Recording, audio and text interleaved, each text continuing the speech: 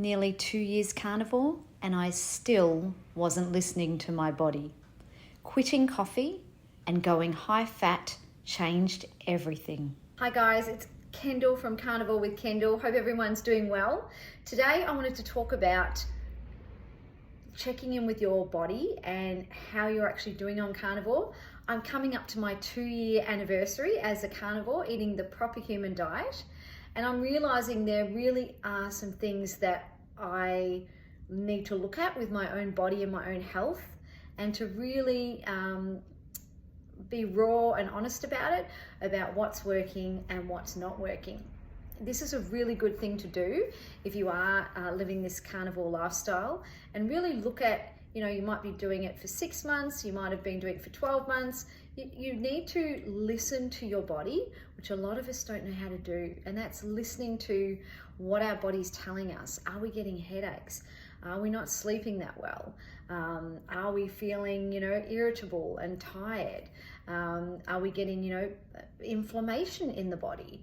And all those sort of things. And it's really good to take stock of that. And I've noticed I've had a little bit of a flare up again with my joints. So you might have seen my recent video where we were away in Thailand, and we weren't eating our normal food. So as much as we tried to do really, really good carnivore, clean carnivore, there were things that were probably in that food with oils and different things that are going to have affected my body. So I'm now nearly 4 or 5 weeks later. I've come back and done my 4 weeks of resistance training program with my exercise and really being clean with all my eating.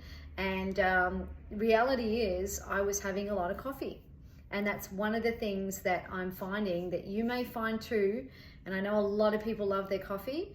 I honestly thought that I could just have a coffee every now and then and have it as a treat. It's not working. Like, I really haven't stuck to that at all, if I'm honest. And it's not worked for me. And I honestly think it's creating more inflammation in my body. And it affects my sleep. It affects my clear-headedness. When I'm on really good, pure carnivore without the caffeine, I feel way better, clear-minded, able to think well, better energy, better sleep.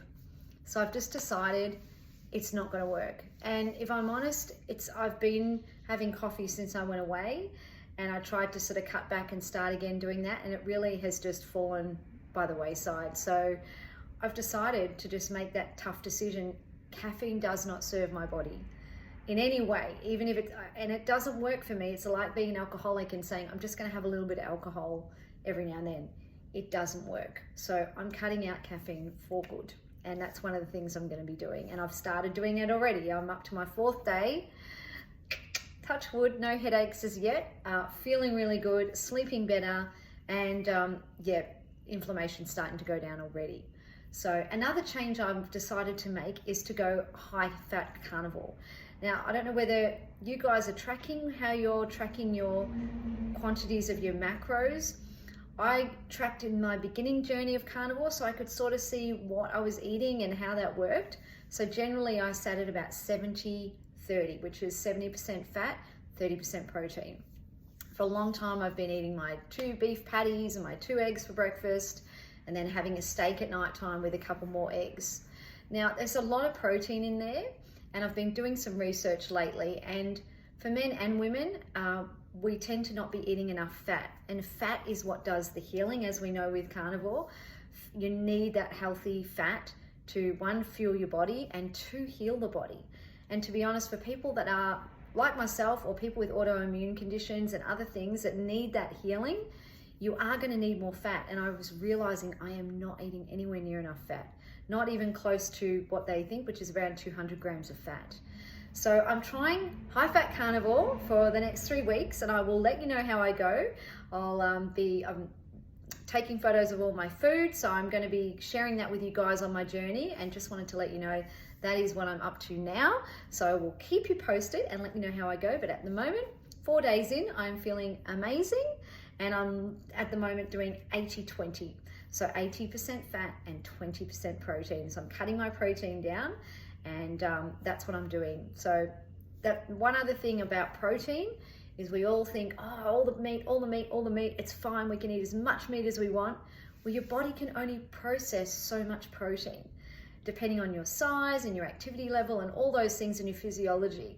If you're not breaking down that protein is converted to glucose, and ultimately that's sugar, which is then stored in your body, which does lead to people gaining weight. And that can happen on carnivore. So that's another thing to think about. So I'll leave that with you. Love to hear how you're going with your journey, and what your macros are, or if you're tracking and how you're going. And I look forward to sharing some results with you in a couple of weeks and give you some updates on what's happening with my high fat carnivore journey and my no coffee. Anyway, take care guys, and like and subscribe. I would love to have some more people subscribe so you can check out my other videos which will help you on your carnivore journey. Okay, take care. Bye-bye.